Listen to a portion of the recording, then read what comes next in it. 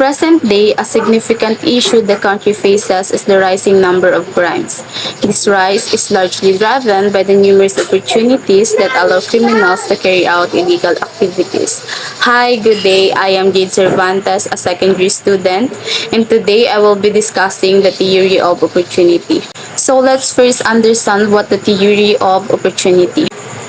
Theory of opportunity is a criminological theory that suggests crime results from an individual's motivation to commit a crime and the opportunities available to them to commit that crime.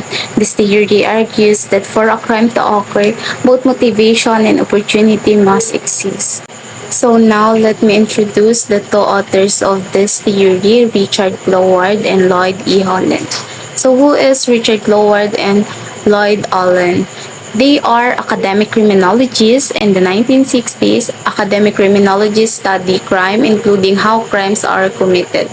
These two authors were particularly interested in how the opportunities available to young people affect their choices about life and crime.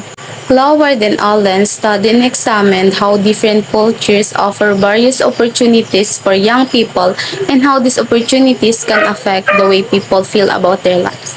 For example, when working class, young people cannot find a well-paying job or achieve middle-class status. They may turn to crime in an effort to create a better life. Within culture, they can also be subcultures, smaller groups of people that come from the same main culture but share a different set of values, follow different rules, and have different expectations for their members. The lack of opportunity to obtain legitimate work makes young people feel disconnected from their own culture, increasing the likelihood that they turn to subculture instead of acceptance and opportunities. From their research, Gloward and Allen found that young people without opportunity fall into three different subcultures: the criminal, conflict, and retreatist. In addition, opportunity theory offers a situational approach to understanding and preventing crime by focusing on the interplay between motivation and opportunity. While it has been instrumental in shaping crime prevention strategies, it also faces criticism for its narrow focus on situational factors.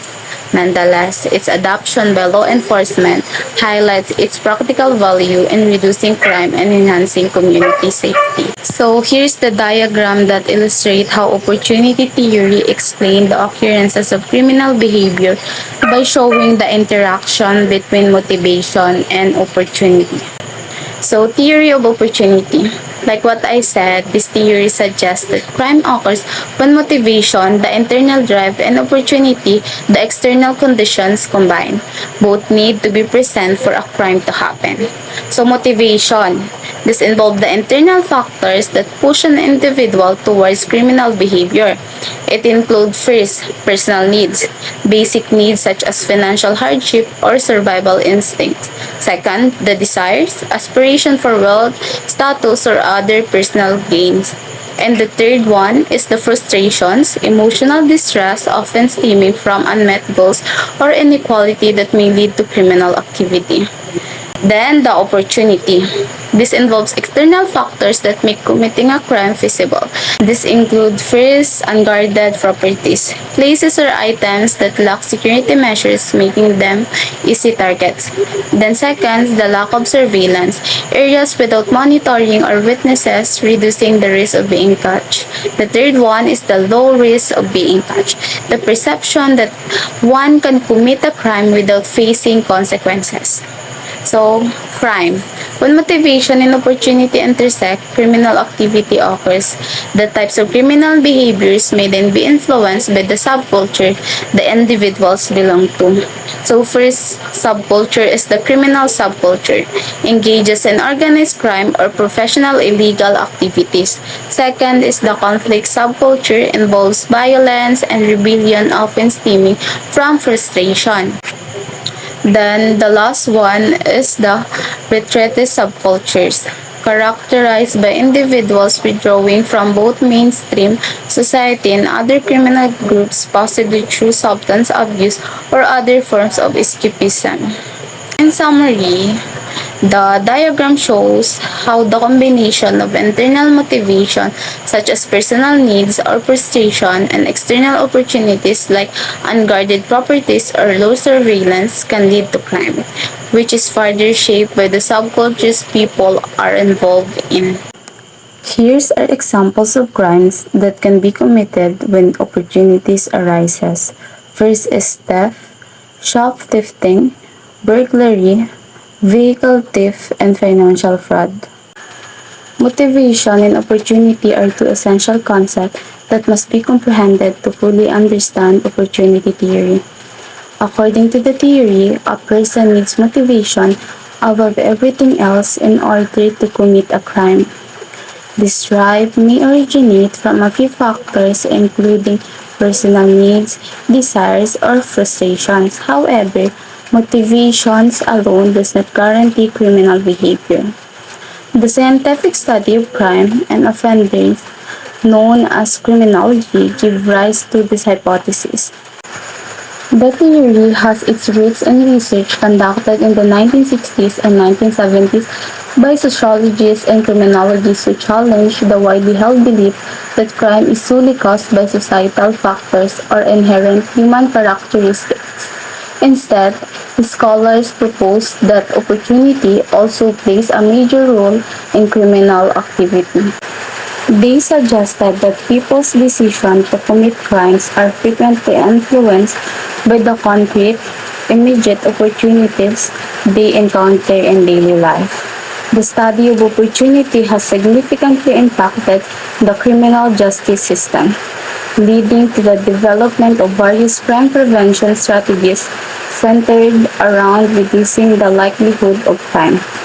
One such strategy is targeting hardening, which involves making potential criminal targets less appealing or more challenging to attack. This might include upgrading street lighting, increasing surveillance in public areas, or enhancing home security systems. Another tactic informed by opportunity theory is crime prevention through environmental design. CPTED. According to CPTED principles, it is possible to design physical environment in a way that reduces the likelihood of crime. For example, creating open spaces that increase visibility can make potential criminals feel they are more likely to be seen and catch. Opportunity theory has gained considerable popularity among law enforcement agencies. It offers a tangible and actionable strategy for reducing crime, making it a practical tool for law enforcement. In summary, opportunity theory developed by Richard Florida and Lloyd Allen in the 1960s posits that crime results from both an individual's motivation to commit a crime and the opportunities available to them. It emphasizes that for a crime to occur, both motivation and opportunity must be present. The key concept of opportunity theory is that criminal behavior arises when there is a confluence of motivation and opportunity.